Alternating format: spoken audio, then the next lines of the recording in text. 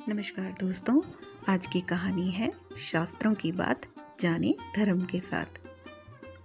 एक बार देवराज इंद्र की सभा स्वर्ग में लगी हुई थी। इसमें दुर्वासा ऋषि भी भाग ले रहे थे। जिस समय सभा में विचार विमर्श चल रहा था, उसी समय सभा के मध्य ही पूंजीकस्थली नामक इंद्रलोक की अप्सरा बार बार इधर से उधर आ जा रही थी। सभा के मध्य पूंजीकस्थली का यह आचरण ऋषि दुर्वासा को अच्छा नहीं लगा।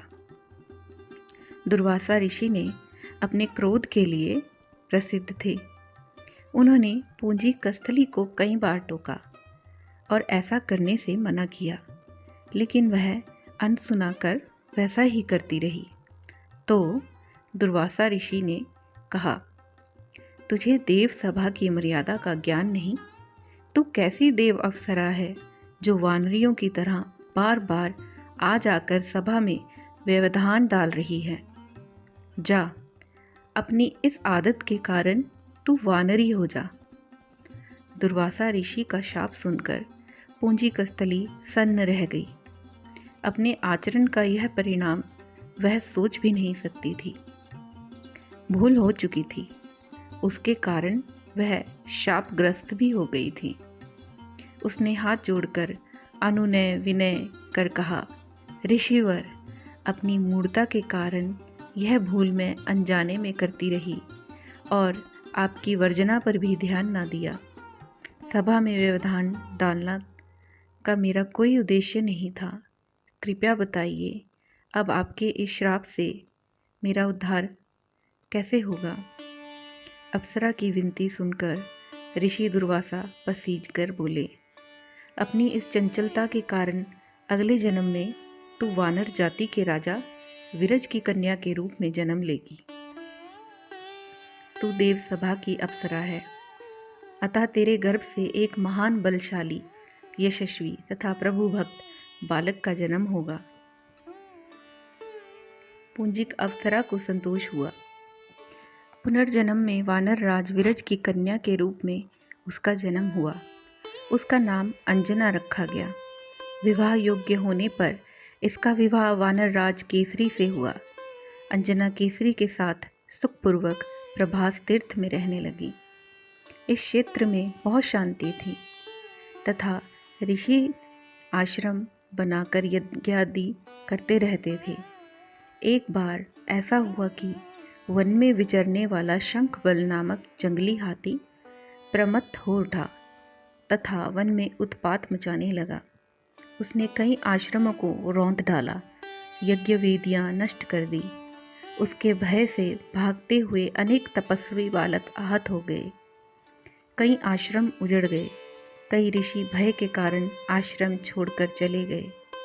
केसरी को शंखबल नामक हाथी के इस उत्पात का पता लगा तो वह आश्रम तथा आश्रम वासियों की रक्षा के लिए तत्काल वहां आए और शंखबल को बड़ी कुशलता से घेर कर उसके दोनों दांतों को पकड़कर उखाड़ दिया। पीड़ा से चिंघाड़ता हुआ वह हाथी वहीं धराशायी हो गया और मर गया।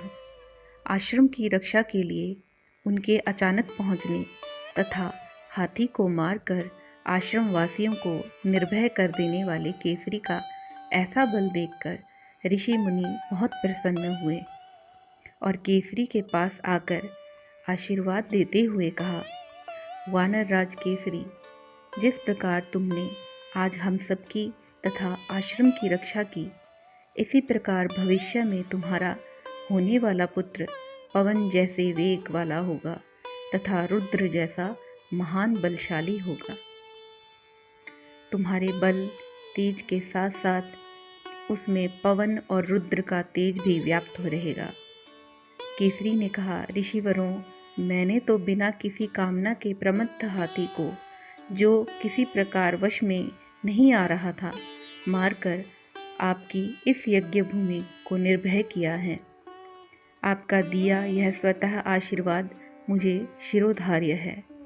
केसरी ऋषियों को प्रणाम कर चले गए। समय आने पर अंजना के गर्भ से एक बालक का जन्म हुआ।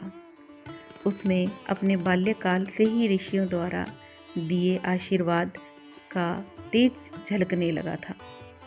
आश्रमों में वह पवन वेग की तरह जहाँ तहाँ पहुँच जाते।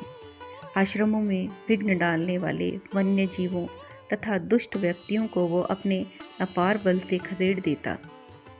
अपने इस पराक्रम से वह मदमत्त हो जाता तथा अपने साथियों के साथ वह आश्रमों में क्रीड़ा करने लगता। उसको खेलने से कोई रोकता तो वह उनको भी तंग करने लगता। बालक तो था ही, उसके बाल कौतुक से जब ऋषियों को असुविधा होने लगी तो उन्होंने उसके स्वभाव में शांति लाने के लिए आशीर्वाद जैसा श्राप दिया कि तुम अपने बल को हमेशा भूले रहोगे।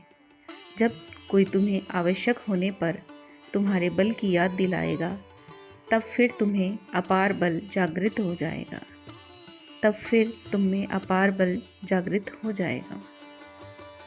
इससे वह बालक शांत स्वभाव का हो गया। केसरी नंदन यह बालक आगे चल कर हनुमान नाम से प्रसिद्ध हुआ। सीता जी की खोज के लिए जब कोई समुद्र पार करने का साहस नहीं कर रहा था और हनुमान भी चुप बैठे थे, तो जामवंत ने हनुमान जी को उनके बल की याद दिलाई थी। तब उन्होंने समुद्र पार कर सीता की खोज की। यह थी हनुमान जी की और उनकी माता की कहानी, जो ऋषि श्राप से कैसे वानरी बनी और कैसे आगे चलकर हनुमान जी की माता बनी। अगर आपको ये स्टोरी पसंद आई हो तो please like, share and subscribe करें और इस चैनल को सब्सक्राइब करना बिल्कुल भी ना भूलें।